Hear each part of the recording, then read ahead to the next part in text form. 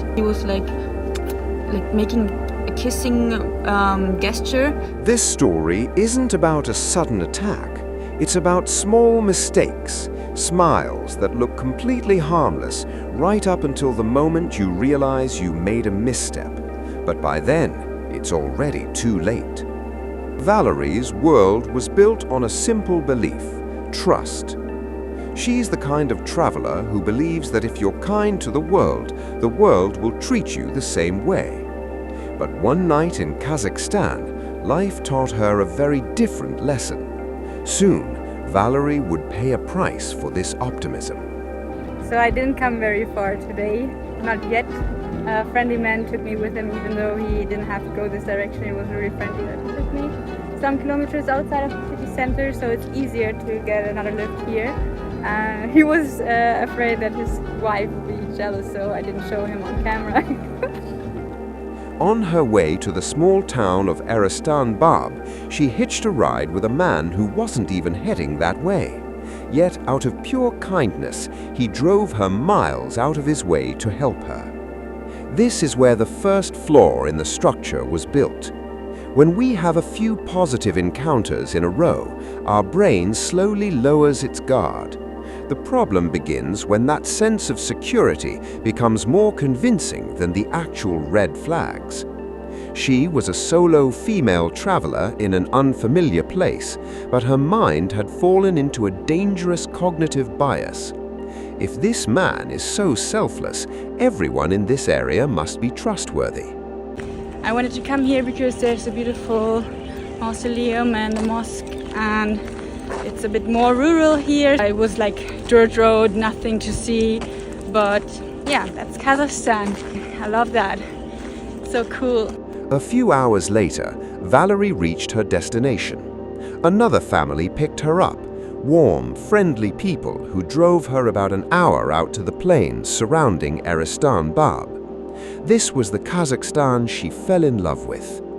She turned down the offer of the driver to stay at a local guest house. She wanted freedom. She wanted to open her eyes in the morning and see the ancient domes of the mosque.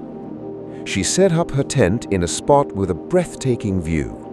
Horses moved in the distance, looking like shaky shadows in the low light of dusk. Everything felt like a picture-perfect scene. But from a safety perspective, Valerie had placed herself in a visual trap. My beautiful horses.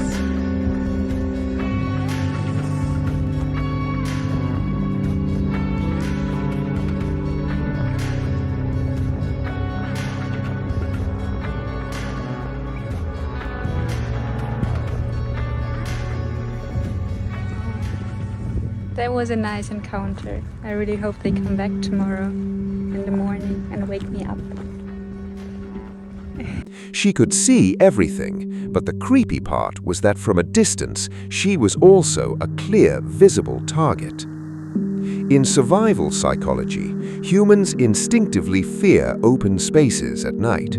But Valerie mistook that natural instinct for the calm joy of freedom and solitude. In situations like this, most people try not to worry, not because they don't see the danger, but because accepting the threat comes with a psychological cost. I don't know how cold it's gonna be tonight. Right now it's still warm, but I don't know if it has like a desert effect kind of thing. For the rest of the night, I want to cut a few videos for my stories. Yeah, then I will sleep because I think it's gonna be very hot in the morning. And I want to see the mausoleum for sunrise. Good night! Night falls. Inside her tent, Valerie talks about the mosquitoes, the soft ground, and her first night camping in this new spot. She's in good spirits. Suddenly, headlights break the silence of the plain. Thinking the horses have come close, she opens her tent, only to find a couple, the people who own the land. Using Google Translate, their conversation goes smoothly with smiles. The presence of the man's wife makes the encounter feel completely normal and safe to Valerie. Our brains don't evaluate strangers in a vacuum. We often take cues from the people standing next to them. There is someone in the car. I hope he doesn't mind me camping here on his ground.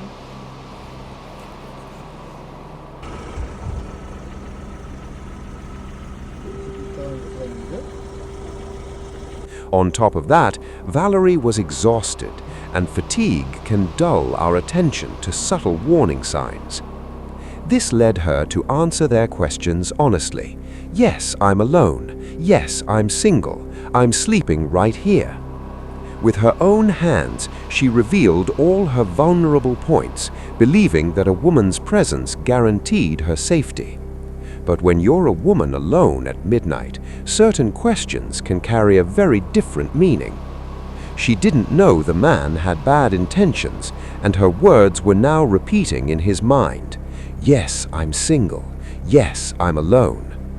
The man leaves with his wife, but hours later, in the middle of the night, he returns for Valerie. Be honest, if you were in Valerie's position, would you have trusted that friendly family? But we were passing my phone all the time, and then all of a sudden he switched to photos. I don't know, probably by accident, but he started scrolling through all of my pictures, and he was so interested in seeing where I was. And also he really wanted to know what am I doing here, whether I would not like to sleep in a homestay instead, and what about my parents? Am I married? This is also the question I get every time, like, what's my name? And then, are you married? Like, everyone, eventually I got my phone back. They were so interested, and they wanted to have my WhatsApp number. I don't know why. It's past 3 a.m. when the sound of a car engine returns, but this time the friendly couple isn't there. The man has returned alone. In that moment, Valerie's world collapses. The sound of the tent zipper opening in the absolute silence of the plane is chilling.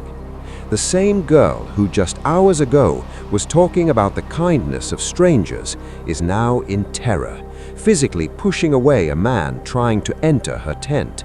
She repeatedly screams, "No, no, go away!" But the man, now showing his true intentions, refuses to listen. He uses Google Translate as an excuse to get closer. Valerie is in total shock. She pitched her tent in the middle of an endless plain, far from any houses, and at that hour there was no help around.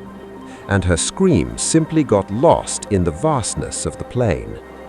Opened the door of my tent, and then he was there again, like very close, and he was like making a kissing gesture. And I said, what? I was still like, I didn't understand what was going on because I just woke up, and he really tried to go into my tent. And I had to stop him and push him away, and I said, what are you doing? No. Valerie's mind is experiencing cognitive dissonance. She couldn't connect the guy who seemed completely normal a few hours ago to the man now standing at her tent. That's why she, instead of reacting with an immediate defensive response, first asks in confusion, "What are you doing?" Some attackers rely on this exact shock, hesitation, and politeness of the victim to keep advancing. I don't know, will he return or not? So it's a bit stupid situation right now. And I mean,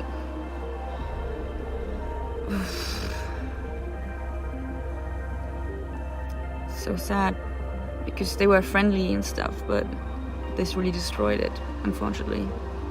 After minutes that felt like a lifetime, the man finally backs off and retreats to his car. But has he really left?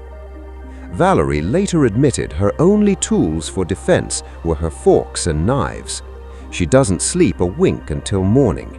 Every gust of wind, every distant movement of a horse sounds like his footsteps coming back. When the sun rises, something has changed. Valerie is no longer the optimistic girl she was yesterday. Good morning. As you can probably imagine, I didn't catch so much sleep anymore. Only after the sunrise I dared to sleep, like maybe 1 hour before. I was listening to noises a lot, and everything kind of made a noise, especially when you're in a tent and you're just breathing, you make noises because your sleeping bag rubs the tent or something like that. So yeah, I wasn't comfortable falling asleep anymore. Days later, while editing the video, she reflects on everything. Why did I wear casual clothes around them? Why did I say I was alone? Why did I smile? She survived, but she learned a heavy lesson. In the real world, politeness should never come at the expense of your safety. Sometimes a smile can send the wrong signal. This doesn't mean we shouldn't trust strangers. If we treated every stranger like a threat, a huge part of travel experiences wouldn't even be possible. We can be kind, but still have boundaries. We can give people a chance without giving away all our information.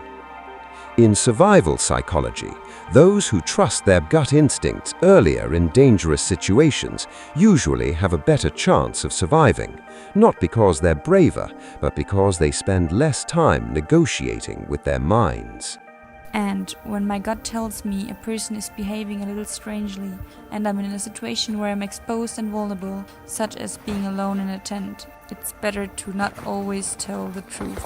It would have been better to say that I have a boyfriend or that I'm traveling with someone who's nearby, if that makes sense. It's better to close as many doors as possible so the other person doesn't assume that you're available.